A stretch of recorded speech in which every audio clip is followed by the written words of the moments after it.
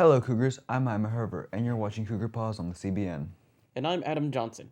Today is Friday, December 9th, 2016. You have 9 more days until the end of the first semester. This week has been about testing and remembering a testing time in American history. As you know, December 7th was Pearl Harbor Day, and our ROTC students commemorated the day by honoring veterans of World War II at Birchmond Baptist Church. 37 of our cadets served America's greatest generation in commemoration of the 75th anniversary of Pearl Harbor and America's entry into World War II. There were over 350 attendees at this event, 150 of whom were veterans of World War II, Korea, Vietnam, and the more recent Gulf Wars. There were 60 World War II veterans alone, ranging in ages of 92 to 101.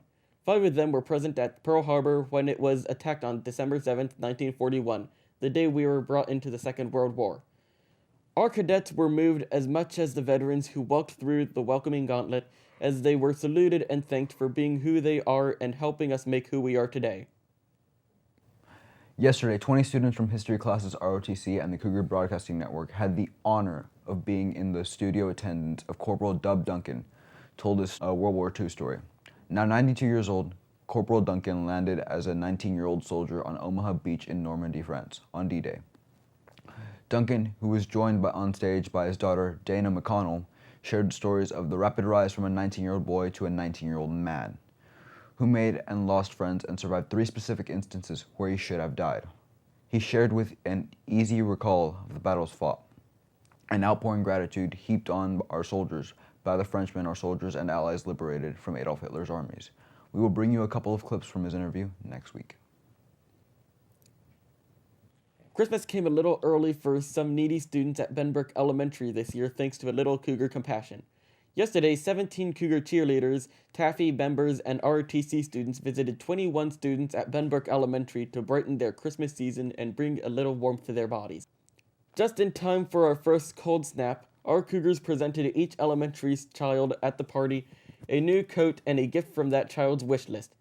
This effort was made possible by donations from the following groups: the attendance office, boys track, the assistant principals, Mr. Wellman, and softball, who sponsored 1 kid each, the baseball team, cheerleaders, senior class, National Honor Society, volleyball, and JROTC sponsored 2 kids each. Taffy and Key Club sponsored 3 kids each, with footballers sponsoring a whopping 4 students. What an inspiration. In sports, Western Hills Cougars boys varsity basketball team was victorious against the Benbrook Bobcats last night with a score of 61-43. Way to throw a net over the Bobcats. Bobcat. Isn't that kind of like a scrawny cougar? Coming up next week, we'll bring you some short stories about the upcoming holidays and a special 2-part series on a pervasive ailment striking kids, teenagers, and at an alarming rate. Chances are you probably know someone who suffers from acanthosis nigricans. Well, Cougars, that's all we have for you today. I'm Ima Herbert. And I'm Adam Johnson. On behalf of all of us here at Cougar Pause and the CBN, we'd like to wish you a good day and some good news.